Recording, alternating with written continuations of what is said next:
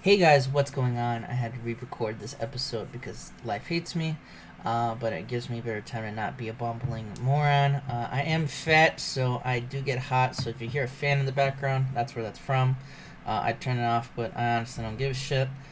Before we start, I like to handle the gimmick change, and he's very compassionate, man. We'll see that compassion come in a second as we open the show with the shoot funeral of Ryback at the local Chuck E. Cheese. The local Chuck E. Cheese is at a funeral. It's like near like a graveyard. I don't know why I said funeral. I'm an idiot. Already fucking up. And we see, there's a fake skeleton that's been looked to be charred, which is I guess supposed to be Ryback's body. We see Tyson Kidd, Xavier Woods, Zack Ryder, Samoa Joe eating the sandwich. All the aces and eights. Oz in the very back doing some kind of mystical shit, like I guess to bless the corpse of Ryback, although it's a little too late for that. All here to pay respects to the man that was kind of a huge dick this whole series. And Michael Cole is he's standing there and he says, "Ladies and gentlemen, we're gathered here today to talk about Ryback. He wasn't the greatest wrestler. He wasn't the greatest man backstage. Some people, when I asked them to come to this funeral procession, said he was kind of a dickhead, and I cannot necessarily disagree with that. But I think we can all agree that he did not deserve to die in a car bomb explosion by John Cena. And I think it's time that, does anyone else like to say something really quick?" Xavier Woods flat out just says no. Zack Ryder's on his phone tweeting. He's like live tweeting the whole funeral, talking shit about Ryback. Oz doing his shit. Samoa Joe's eating the sandwich, and Michael's like, "Good sandwiches, Joe." And Joe does like the nod thing he did at the TNA. If you haven't seen that angle, no lie, like go watch that fucking angle. That's like one of the best shit TNA did, and they didn't do a lot of good shit. But Tyson Kidd finally goes, "You know what? I'd like to say something." And Michael goes, "Okay, Tyson, step with the kid." Tyson Kidd gets up on the like the little, they have like a makeshift thing. We're in front of the ball pit, by the way. And Tyson Kidd goes, "As much as it pains me to say, I don't really give a shit about Ryback dying." Michael's like, "Hey." And he's like, "Shut up, Michael. You fucking loser." And Tyson Kidd goes, we have to realize something, guys, that John Cena did this. Mr. Hustle, Loyalty, and Respect literally murdered a person. We haven't been told if the executives are dead, like the ones John Cena beat up in that room. Like, they could be dead. No one's heard of them. As a company, like, they should tell us these things. Our general manager isn't even here tonight. I don't know why. No one said these things, but you gotta understand that people are actually getting genuinely killed because of John Cena. On SmackDown. On Raw, it's all kinds of crazy shit. The new CEO is currently talking smack about the whole company while also wanting to build it up somehow. Although I think it's mostly just a big ego trip, but whatever. The thing is, guys, is that we really need to step it up. We really need to stop this shit from happening. How can we live like this? How can we wrestle like this? SmackDown used to be a great place, and now all this shit has gone down. And I know Joe hasn't been here for that long, and most of you guys, but God, I just want to say, if I was the general manager, this wouldn't be happening. Not to throw my name out there like that, but I'm just saying. But let's all, for the respect of Ryback, let's finish this funeral, and so we can get the fuck back to the arena in Oakland. So then they have like the Amazing Grace on the bagpipes from Star Trek play as they lower the fake corpse into the ball pit where it sinks to the bottom, probably to scare the fuck out of some kid later, and that is the end of Ryback's WWE career. And we go now to the actual good segment in which The Rock comes out, and The Rock, he talks about John Cena, much like Shawn Michaels, is not here tonight. They have armed guards who are instructed to shoot John Cena if he shows up to the building. I hate for this to be someone's first episode of the series, by the way. Just have no idea what the fuck's going on. But Rock says, "You know what? I'm going to use this opportunity to get in a match. I want to be 100%. I want to be ready. So I want to have a tune-up match. You know, that Armageddon Hell in a Cell isn't exactly what you call a tune-up match. So someone step up and wrestle me. And that's when Alberto Del Rio comes out. And he's like, okay, I just wrestled this nerd at the Hell in a Cell, but whatever. I guess we didn't wrestle too much. Fine. And they have a match. So to open up the show, The Rock defeats Alberto Del Rio 18-25 by pinfall with the people's elbow. But during the match, however, we had Minoru Suzuki run in and it just kicked. He pretty much kicks the fuck out of Ricardo first, and then using that distraction, the referee's trying to check on Ricardo, kicks the shit out of Alberto.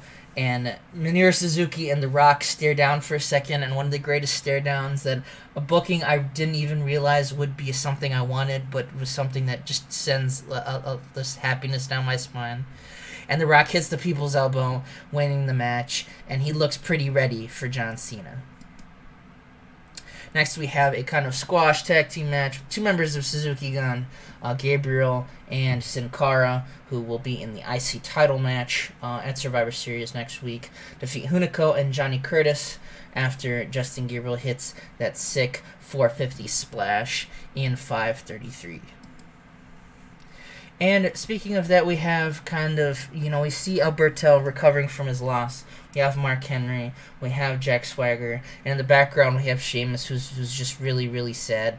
I should have changed it to, so Sheamus is not doing this. And the boys. Sheamus and the boys are backstage, and Mark Henry just says, Suzuki, Oz, you stole Sheamus's Money in the Bank. You stole Alberto Del Rio's moment. We are sick and tired of you guys running up and making us look like morons. We beat you at last pay-per-view at Hell in a Cell, but we want to go a step further. There's already a big Survivor Series match, but it's Survivor Series. Let's add another. 4-on-4. The four of us versus you and whoever you can scrounge up to get on your team. Sheamus is like, it doesn't matter. And my career is over. My career is done. I lost to Kevin Nash dressed as a wizard. And Mark Henry's like, Sheamus, shut the fuck up and just accept the match. And Sheamus is like, okay. Because we're going to prove to you guys, you may have stolen our Money in the Bank. You may have stolen our opportunities, but you guys are going to be no match for us when you get in that ring. And just like Hell in a Cell, it's going to be all over for you. So we have officially 4-on-4 match. We don't know who's going to be on that team. We'll probably learn that next week, right before the pay-per-view, because don't you just love that? There's some good TNA booking, I just realized, speaking to them. But all things considered, enough shitting on TNA. We have a decent match here in which Astra Dunla continues her rise to the top as she defeats Velvet and Beth Phoenix. I like to think that Velvet was eliminated by Beth Phoenix and then was, kind of rolled up a sneak pin from Astrid. Astrid continuing her reign of terror on the Divas division on her route to these three's route to a match at Survivor Series. Velvet improves in performance. And we see backstage, AJ Lee was watching this, clearly unnerved. She's very nervous about this mysterious opponent that she's had, the formerly known as Buggy Nova, getting under her skin a little bit. But will that stop the monumentous reign AJ Lee has had at the top so far in this save? And next we have a pretty good match between Goldust and Perfect Fortunes. Goldust and Perfect Fortunes versus Frankie Kazarian and the Motor City Machines. Not really much to say about this except Goldust, he suffered an ear infection. I don't know how that happened. But Goldust, he's wrestling a little odd. He's very aggressive, not like Drew McIntyre aggressive where he's being an asshole, but just very focused. It's not the kind of Goldust you'd see. He still has this makeup on, but he's focused, and that focus does prove him when he gets the power slam win over Shelley. Thanks Harvey Whippleman for that information. Cole Cabana we have talking backstage in a promo about Drew McIntyre, and he says, Drew, I couldn't help, obviously I've heard about the challenge I will be facing at Survivor Series last week. I am ready to defend my Intercontinental title. I have a lot to prove still with it, and I cannot wait to face you. But Drew, and this goes to Sin Cara too, but mostly to you, I want you to be 100%. both mentally and physically. And physically, you're a specimen. You're great. You're one of the best bagmen in the business right now. But I want you prepared to wrestle me. I want you to know that you will. I want to know that you'll give me 100%. So, Drew, enough with the disqualifications. Enough with this cheating. You're better than that. I know that you don't need to cheat to win just because some people don't like you.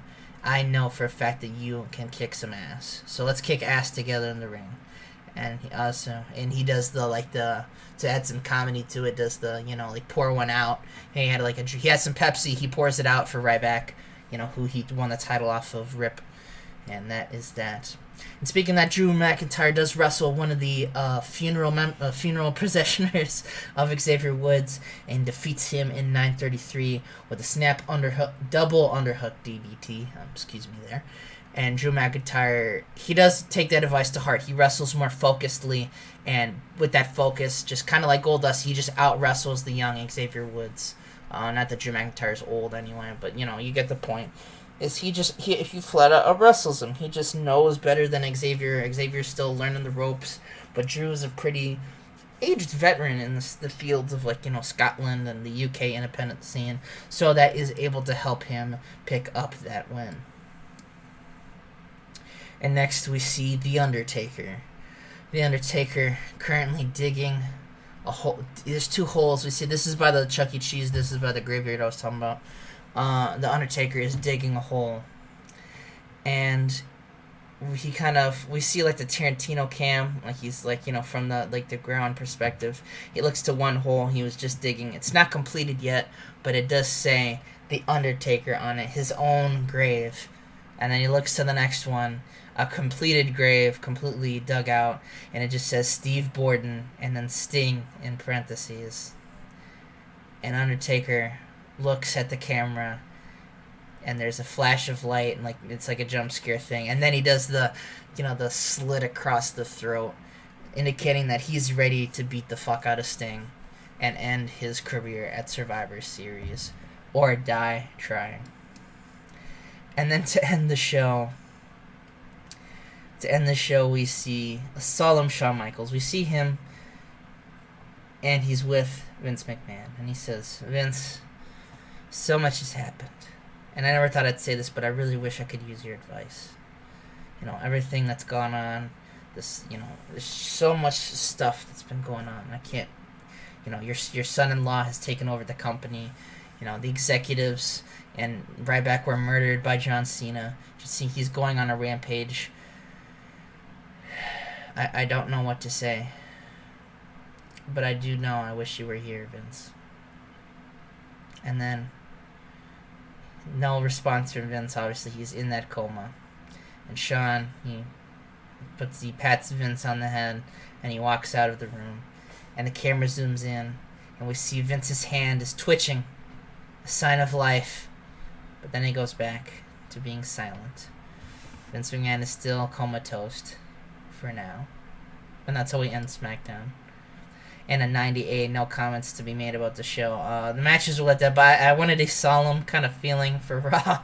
I don't know why I wanted that. I just thought that'd be funny. But all things considered, I loved booking this Raw. As you could fucking tell, it was absolutely stupid. So I will see you guys for the next episode of Raw, the Go Home Raw for Survivor Series.